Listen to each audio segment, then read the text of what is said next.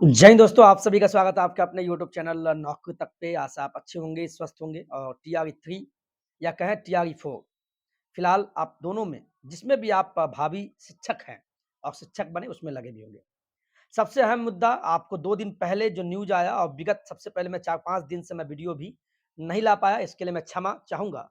क्योंकि आप हमसे मोहब्बत करते हैं और उतना ही मोहब्बत मैं भी करता हूँ। तो सबसे पहले हम क्षमा चाहेंगे कि आपके प्रस्तुत हम वीडियो नहीं ला पाते हैं। नहीं ला पाए, बहुत सारा काम भी हो गया, व्यस्तता बढ़ गई शिक्षक होने के नाते। खैर इतना ही कहेंगे और बिल्कुल हम पे विश्वास रखिएगा। आपका हमेशा मैंने साथ दिया था, दूँगा और देते रहूँगा। सबसे बड़ी बात अहम मुद्दा ये है कि अतुल प्रसाद सर आदरणीय, आपको याद होगा जिन्होंने टीआरई 1 और टीआरई 2 अच्छे तरीके से उन्होंने संपन्न भी कराया और ठीक-ठाक भी रहा। मुद्दा तब गरमा गया जब टीआरई 3 का पेपर लीक होता है और मंत्रीगण नहीं मानते पेपर लीक हुआ। अंततः ईओयू को धन्यवाद देते हैं, उन्होंने सत्यता की जांच करते हुए और अंत में बिहार सरकार शिक्षा विभाग को या बीपीएससी विभाग को एग्जाम रद्द करना पड़ा। इससे यह जगजाहिर हो गया और शंका और भी बढ़ गया, क्या टीआरई 1 और टीआरई 2 में भी क्या इसी तरह पेपर लीक हुआ या 10 लाख में सीट बिका है। बिल्कुल शंका ही नहीं, विश्वास हो जाता है। क्यों?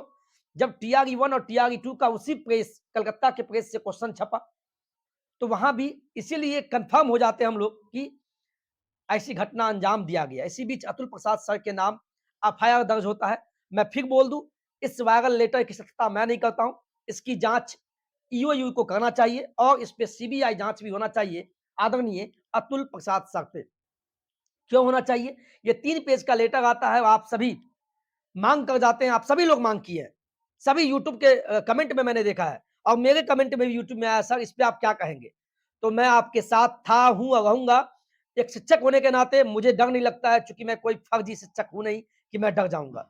हाँ, लेकिन जिन्होंने फर्जी तरीके से 10 लाख रुपया दे के नौकरी में गए टीआरई 1 और टीआरई 2, उनके लिए दिक्कत का सबब बन सकता है और बनना भी चाहिए।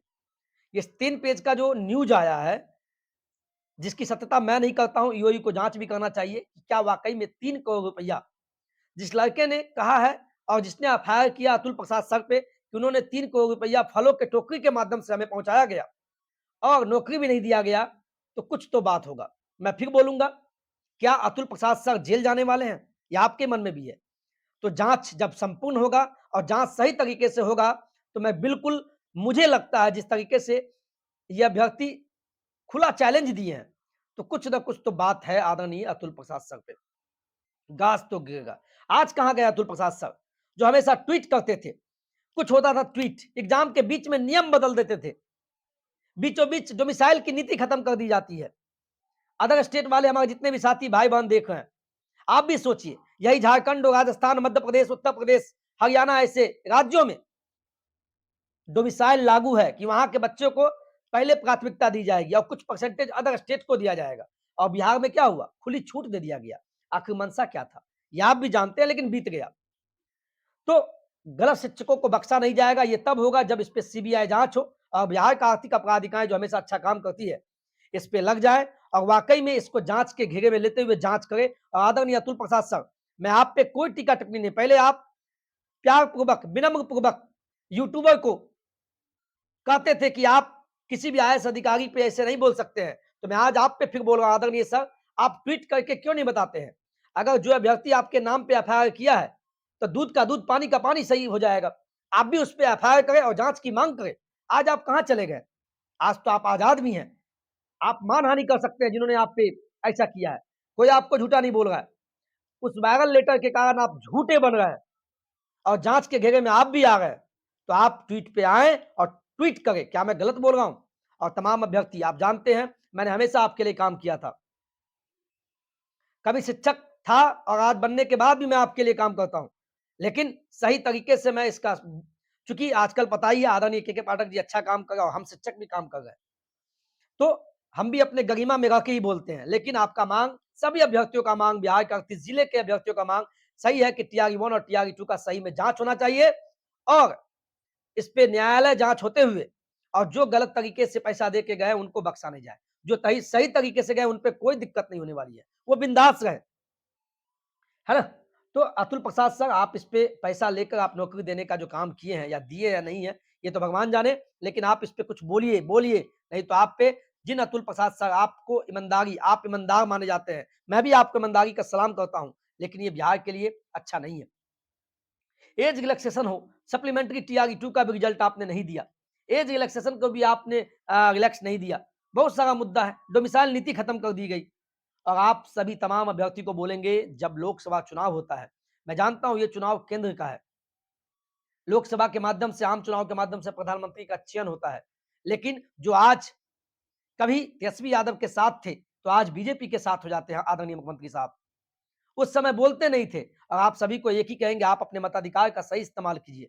नहीं तो कोई भी नेता आपके साथ खड़ा नहीं रहेगा और हम यूट्यूबर कहें या हम शिक्षक कहें आपके लिए आवाज़ ही उठाएँगे और आप हमें गाली ही देते रहेंगे कमेंट में और कोई आपका भी सुनने वाला नहीं है। किसी नेता के चक्कर में ना पड़े, अपने मताधिकार का इस्तेमाल करें और आप अपनी सूझबूझ के साथ जो शिक्षक बन गए उनको याद होगा कि आपने कितने लाठी खाए थे, सही में खाए थे तो। और जो नहीं बने हैं, आज अगर टीआरई 3 सही समय पर संपन्न हो जाता, तो टीआरई 4 वाले का नंबर लग जाता अगस्त में होने का। अब ये कोई कह नहीं सकता कि अगस्त में टीआरई 4 होगा। टीआरई 3 का भी सही से लेटर नहीं आया कि कब एग्ज़ाम होगा। एक तरफ ऐसे-ऐसे मामले आते हैं, तो क्या वाक़ई में अंदर जाएँगे अतुल प्रसाद सर? तो ये तो वक़्त और न्यायालय जाँच के बाद पता चलेगा और आप सभी का वाक़ई में सही कहना भी है, इस पे जाँच होना चाहिए चूँकि आपका जीवन खराब किया गया। टीआरई 3 भी संपन्न नहीं हुआ और टीआरई 1 और टीआरई 2 में जैसा लग रहा है, जो सही तरीके से गए बहुत बढ़िया बात है और जाएँगे भी। लेकिन गलत तरीके से जाने वाला का संख्या ज़्यादा होगी। चूँकि 10 लाख में अगर सीट बिकता है, तो इसका मतलब है कि इसमें अमीर के बच्चे ज़्यादा गए हैं, पैसा वाले के बच्चे ज़्यादा गए हैं। जिनकी शादी नहीं हुई, वो तो कम से कम इसको बिज़नेस समझ के पैसा भी दिए होंगे, चूँकि दहेज लेना है। हमारी बात, हमारी भावनाओं को समझिएगा। तो आप सभी टूटिएगा नहीं। मैं फिर बोलूँगा टीआरई 3 में जहाँ भी आप पढ़ाई कर रहे हैं, आप पढ़ाई निरंतरता के साथ पढ़िए। अपने आप को इस सब से हट के रहिए। हाँ, बिल्कुल मैं आपकी आवाज़ को अगर बुलंद करता हूँ, अगर अच्छा लगता है तो वीडियो को आप शेयर कर दीजिएगा। लेकिन निरंतरता के साथ आप पढ़िए। आप अपनी ईमानदारी में बेईमानी मत सोचिएगा कि मेरे पास पैसा नहीं है, सेटिंग हो जाएगा तो मेरा नहीं होगा तो हम फेल हो जाएँगे। आप अपनी ताकत को समझिए। ऊपर वाले भी एक समय होता है तो आपका साथ देगा, लेकिन संघर्ष लंबा हो जाता है और इसके ज़िम्मेवार आप सभी नहीं हैं। और तमाम अभिभावकगण को भी कहेंगे जिनके बच्चे शिक्षक बनने वाले हैं, अपने बच्चे के साथ बैठिए, उनको हिम्मत दीजिए। ये वीडियो अपने पिताजी को भी दिखाइए, लेकिन आप सभी वीडियो पूरा देखते नहीं हैं। और हमें भी वीडियो बनाने का मन नहीं करता है। एक ही काम तो नहीं है साहब, मैं पढ़ता हूँ, पढ़ाता हूँ, अच्छा काम करता हूँ। कुछ एक लोगों को लगता है कि सर यूट्यूब यूट्यूब, अगर मेरा यूट्यूब ही धंधा होता, तो मैं 5 दिनों से वीडियो लाता। मैं पहले कितना वीडियो लाता था। लेकिन आप सभी विश्वास रखें और एकजुटता बनाए रखें। आपकी एकजुटता ही हम सबका ताकत बनता है और हमारी ताकत बनता है। यानी आपकी मोहब्बत हमारी मोहब्बत होती है।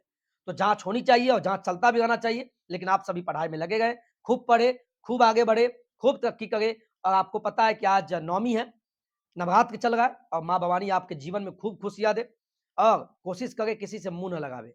आप अपने काम में लगे रहें। आज के वीडियो में इतना ही, खूब खुश रहिए। जय हिंद, जय भारत, लॉट्स ऑफ लव।